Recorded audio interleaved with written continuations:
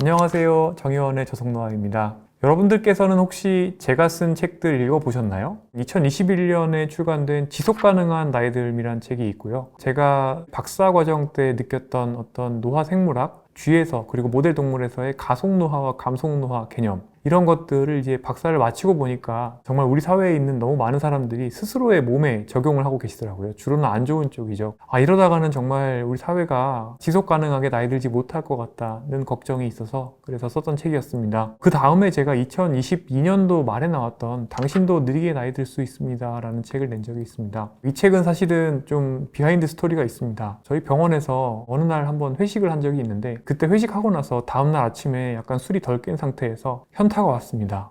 이게 참 우리가 일하는 문화라는 게 톡식 워킹 컬처라고 영어로는 얘기를 하죠. 참 힘들게 일을 하고 있구나. 근데 그 일하는 과정에서 마음 놓침된 상태로 이제 해야 되는 환경이 있고 내가 견딜 수 있는 스트레스를 넘어선 스트레스에 장시간 또 노출돼야 되고 그러는 와중에 자기 돌봄이 어렵고 악순환이 오다 보니까 결국에 내가 해야 되는 모든 다른 건강을 위한 활동들이나 자기 돌봄 활동들을 외주를 주고 있는 모습들이 나타나고 결국에 현대인들이 가속노화에 빠지고 있구나 이런 생각들을 했습니다. 그 당시에 제가 저희 병원에 세팅을 하고 있던 4M이라는 개념이 있었는데요. 그래서 나한테 뭐가 중요한지, 내가 신체 활동을 어떻게 하는지, 나의 정서는 어떻게 회복을 시키는지, 그다음에 내가 먹는 약이나 의학적인 문제는 어떻게 관리해야 되는지 이런 것들을 이제 노년기에 잘 관리하게 되면 삶의 질을 유지할 수 있다 이런 개념이고 연령 친화 의료 시스템이라는 개념으로 알려져 있는데요. 이 프레임워크를 이용해서 젊은 사람들도 통합적인 관점, 전면적인 관점에서 자기 돌봄을 하고 건강 상태를 개선해서 소위 저속노화라는 것이 가능하다 이렇게 말씀을 드렸던 책이었습니다. 이 두 번째 책은 정말 감사하게도 많은 분들께서 관심을 가져주셔서 베스트셀러가 되기도 했었고 또 언론에서도 가속노화 개념이 굉장히 재미있다고 생각하셨는지 많은 인터뷰를 할 기회를 얻기도 했었습니다. 제가 받았던 오해가 가속노화, 감속노화라는 개념을 제가 만들어낸 게 아니냐 뭐 이런 식으로 인터뷰하시는 기자분들이 참 많았는데요. 가속노화, 노화 가속, 그리고 감속노화 이런 것들은 사실은 의생명과학 영역에서는 굉장히 잘 알려져 있는 개념이고 또 노화과학 가설로도 연결될 수 있다 이런 것들을 말씀을 드린 바가 있습니다. 그 다음에 2023년도 연말에 나왔던 느리게 나이 드는 습관이라는 책이 있습니다. 많은 분들께서 그래서 어쩌라는 거냐 이런 질문을 하셨던 거죠. 구체적인 솔루션을 내놓아라 하시는 분들이 많았던 겁니다. 그래서 정말 어떻게 내가 생애 주기에서 어떤 위치에 존재하는지를 파악을 하고 어떻게 식사 전략을 짤지 또 어떻게 운동 전략을 짜야 될지 그래서 100세까지 내가 잘 나이 들어서 즐거운 삶을 살기 위해서는 어떤 준비가 필요할지 치매 예방을 하려면 전면적으로 어떤 것들을 하면 되는지 이런 것들을 좀 매뉴얼북처럼 만들어 드렸던 책이었습니다. 그 후에 이제 올해 초에 5월달이죠. 우리는 왜 매일 거대 도시로 향하는가 라는 책인데 거대 도시 서울철도로 굉장히 유명하신 철덕이시기도 하신 전현우 작가님과 함께 서로 칼럼을 주고받으면서 이렇게 마치 핑퐁 게임을 하듯이 연작 칼럼을 쓴 적이 있었는데요. 이 내용들과 대담을 이제 엮어서 책으로 낸 적이 있었습니다. 마지막으로 올해 7월에 나온 저속노화 식사법이 있습니다. 그동안 여러 강연을 하기도 하고 또 환자분들을 뵙고 책을 내고 인터넷에서 소통을 하면서 느꼈던 거는 가장 사람들이 관심을 가지는 주제는 결국에 먹는 거더라고요. 그래서 구체적으로 어떻게 먹으라는 거냐부터 시작해서 과연 이게 한국 사회에서 할 수 있는 거냐 나는 바쁘기 때문에 못하겠다 하시는 분들도 많고 그래서 좀 구체적으로 정말 손을 잡고 알려달라 이런 요구들을 많이 접했습니다. 그래서 작년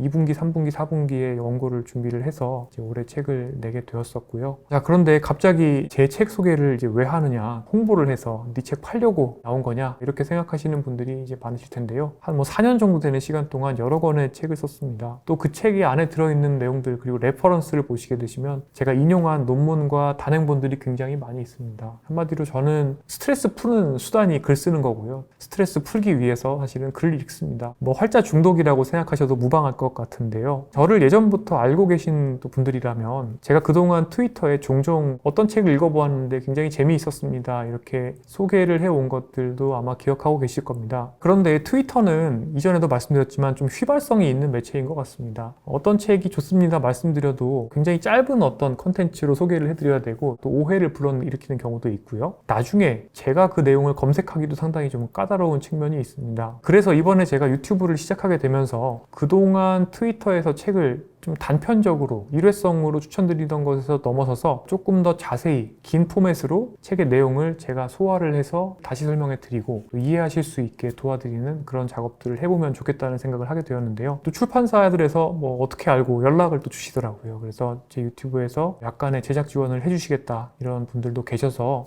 그러면은 좀 본격적으로 책 소개를 해보면 좋겠다 이렇게 생각을 하게 되었습니다. 자, 그래서 이제는 유튜브에서 정의원의 도서관이라는 새로운 포맷으로 제가 직접 책을 읽고 또 여러분들께 공유드리고 싶다고 생각한 책들, 그리고 한 번쯤은 꼭 읽어보셨으면 하는 책들을 영상으로 만들어서 추천을 드리려고 합니다. 물론 가끔은 출판사에서 영상 촬영 예산을 아마 지원해 주실 거기 때문에 이런 책들에 대해서는 유료 광고 딱지가 붙을 겁니다. 그래서 유료 광고 딱지가 붙은 책은 협찬이 들어온 책이다, 안 붙어 있는 책은 그냥 제가 정말 꽂혀서 소개해드리는 책이다, 이렇게 이해를 하시면 되겠습니다. 저는 반드시 제가 직접 책을 적어도 2번 이상 읽고 좋다고 판단한 책들만 추천드릴 것을 약속을 드립니다. 사실 2번 이상 읽는 것은 제가 추천사를 쓸 때도 가지고 있는 원칙이기도 하고요. 학술 논문을 피어 리뷰를 할 때도 가지고 있는 원칙입니다. 오늘도 제가 아침에 2편의 학술지 논문을 피어 리뷰를 하였는데 반드시 처음에 한번 스키밍 리딩을 하고 훑어보는 것이죠. 훑어본다고 해서 대충 보지는 않고 모든 문장을 다 읽습니다. 2번째 읽을 때는 비판적으로 읽으면서 코멘트를 연필로 적는 습관이 있는데 이렇게 2번 정도는 읽어야 그 다음에 제가 어떤 커멘트를 할 자격이 생긴다고 생각을 하고 있습니다. 나아가서 제가 추천드린 책들을 모아서 나중에 또 북토크 같은 형식의 어떤 행사를 해보면 어떨까 이런 생각들도 가지고 있는데요. 자, 그럼 앞으로는 다양한 책들과 함께 여러분과 새로운 포맷에서 만나 뵙도록 하겠습니다. 감사합니다.